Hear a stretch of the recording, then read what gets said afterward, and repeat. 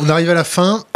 Il va falloir nous donner 3 livres à lire. Ah bon? Et un conseil pour les jeunes générations. Quelque chose d'inaltérable qui va rester. Le plus facile, c'est pour les jeunes générations. N'en faites qu'à votre tête. Et la plupart des choses impossibles qui ont été réalisées, c'est parce que les gens n'étaient pas au courant qu'elles étaient impossibles. Ça doit rester la règle. Allez. Et les aînés n'ont pas trop de leçons à donner, j'ai l'impression, dans le moment. En tout cas, politique. Après quoi? Des livres à lire? 3.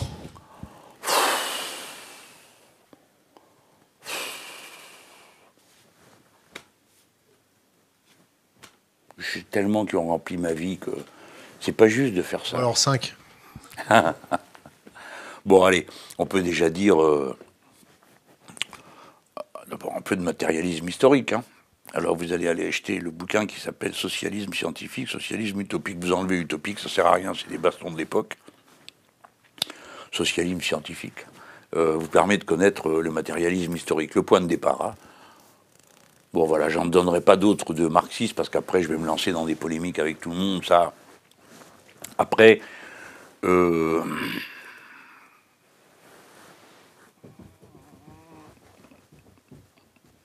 vieil homme et la mer. Alors ça, il m'en vient des dizaines à l'esprit. Allez. Et ceux qui veulent méditer sur l'incertitude du monde, Johann Saer, l'ancêtre, hein, ça c'est bien ça. Ça va vous percuter. Bon, après, moi j'étais Baudelaire en poésie. Hein. Donc on peut toujours recommander les fleurs du mal. Ce ne serait pas forcément mon meilleur choix.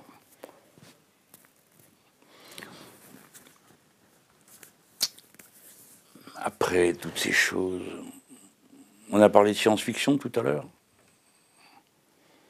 Allez, pour que vous voyez l'origine de l'hologramme, Fondation et Empire d'Asimov. Hein? Encore un truc de prétention absolue, parce que la psychohistoire prétendait prévoir les développements de l'histoire. D'un coup, il se passe un événement qui n'était pas prévu, tout se casse la figure. C'est intéressant. Le déterminisme ne sera jamais autre chose que probabiliste. Après, bon, alors j'ai dit un livre de poésie, un livre de science-fiction, un livre sur le matérialisme historique. Moi, je recommande une petite biographie historique souvent, mais je l'offre à mes collaborateurs. C'est la biographie de Louis XI par Paul Murray Kendall. Il se marre, les gens ne le voient pas, l'intervieweur se marre. Parce que c'est le triomphe de l'intelligence face à un type extrêmement agité. Enfin bon, vous lirez le livre si ça vous intéresse, mais ça se lit bien, ça se lit comme un roman. Mais après, qu'est-ce que vous voulez que je vous dise, moi? Allez, faites un effort, et vous pouvez lire un peu de, je sais pas moi, 93, hein? Bon, Victor Hugo. Allez, on va une mauvaise recommandation. Un petit peu de Michelet. Pourtant, il est anti-Robespierre, ça me plaît pas trop. Mais bon, Michelet, c'est... Si vous voulez, supposons que vous vous intéressez à l'histoire de France. Bon, il y a 1000 grands historiens, enfin... Mais moi, je recommande Michelet parce que on y rentre comme dans un roman. Donc ça accroche l'attention. Hein. Parce qu'un livre, si vous tombe des mains, c'est pas la peine hein, de forcer. Hein. Ça sert à rien, ça rentrera pas. Si le livre vous tombe des mains, vous le laissez tomber et puis c'est tout. Vous en prenez un autre. Vous avez lu 1984 ? Ouais, non mais attends, c'est totalement déprimant. Alors c'est instructif. C'est le livre d'Orwell. Hein. 1984, alors on est en ce moment en train de le vivre. Alors oui, il a raison, lisez ça, tiens, ça va vous... La ferme des animaux. C'est la ferme des animaux. Oui, la ferme des animaux, oui, c'est un truc contre la bureaucratie, mais alors j'en ai d'autres à vous proposer. Si vous aimez ça, les bouquins anti-bureaucratiques, mais qui font un peu rire. Bulgakov, Cœur de chien. Oh, c'est une histoire marrante, ils ont décidé, c'est un chien, ils ont réussi à le transformer en homme.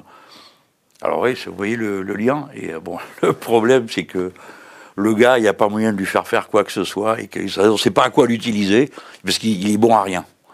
Et à la fin, quand même, ils ont trouvé une utilité, ils ont trouvé un métier où il est vachement content. Il travaille à la fourrière, il attrape les chats. Bon, c'est pour la note humoristique, mais bon, après quoi? Dites-moi un autre. En science-fiction, en quoi? Eh ben, j'en sais pas, moi. Vous avez lu... un beau morceau de littérature, qu'est-ce que vous me suggéreriez? Je vous donne mon avis. Les Furtifs. Non. Damasio. La Horde, ça vous parle pas? Oh non, non, non, non, non, non, non, non. Non, non, non, non, non, non, non, non. Allez, bon, on va faire la littérature américaine.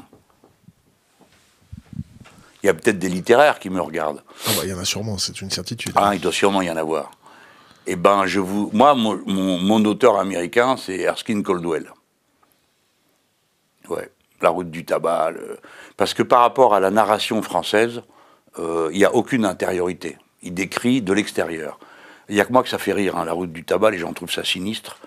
Et moi, le récit de ces crétins, mais tellement plein d'humanité, mais tellement désarmés, et absolument, complètement désarmés devant la vie, qui les dépassent. Ils sont dans une crise économique, je trouve ça... C'est d'une force, là. J'ai plus aimé, par exemple, que des Steinbeck, que j'aime beaucoup aussi, hein, ou même Jack London, qui était notre repère, le talon de fer, tout ça. Les gens, ils connaissent Cro-Blanc, hein, parce qu'ils donnent ça à lire à leurs gosses. Mais Jack London, c'est un auteur socialiste. Vous avez lu Houellebecq? Ouais. Non. Joker. Non, attends, moi je lis pour le bonheur, d'accord? Je lis pas pour me mettre un sac de cendre sur la tête plein de glaire, tu vois, ça va, quoi. Pour ça, il y a d'autres occupations. Non, je sais que je parle mal, là, hein. Il faut tout, mais je dis ce que je pense. Voilà, moi, ça va, quoi. J'en ai lu 2, j'en pouvais plus. C'est comme Amélie Nothomb. Non, mais attends, elle en sort un par an. Bon, alors, mais non, mais attends, il y a des trucs, Stupeur et Tremblement, c'est très bien. La guerre de Chine, parfait. Mais après, ça a commencé à se traîner, hein. J'ai trouvé que, bon... pourtant, j'admirais cette femme et le niveau des choses qu'elle disait pour provoquer, je trouvais ça admirable. Mais maintenant, je suis obligé de lui dire, écoutez, madame, à la rentrée, j'achète plus votre livre parce que ça va me déprimer. Et moi, j'ai besoin de choses un peu heureuses. Hein? Bon, on arrive à la fin. Jean-Luc La fin de quoi? Du monde? Du de mois? notre émission. Merci d'avoir honoré votre parole d'être venu. Je sais pas, ça fait... Et c'est pas à moi que ça va coûter le plus cher, c'est à vous, parce qu'il faut payer tout le monde, là. Ici, tout le monde est payé. Mais j'y compte bien. Et tout le Vous monde êtes syndiqués, j'espère, les gars. Pas encore. Merci d'être venu. Merci de m'avoir écouté parler si longuement. C'est un désastre pour moi, parce que j'ai dû dire un tas de choses qui vont me revenir dans la figure. Oh, ça va, c'était très gentil. C'est politiquement correct. On comptait vous attaquer au vitriol et à la batte de baseball, mais on a laissé venir, c'était pas mal. On vous rappellera pour... Vous vouliez m'attaquer à la batte de baseball, comme si c'était dans vos moyens. Bon, allez, à table. Jean-Luc Mélenchon, merci. Merci à vous, messieurs.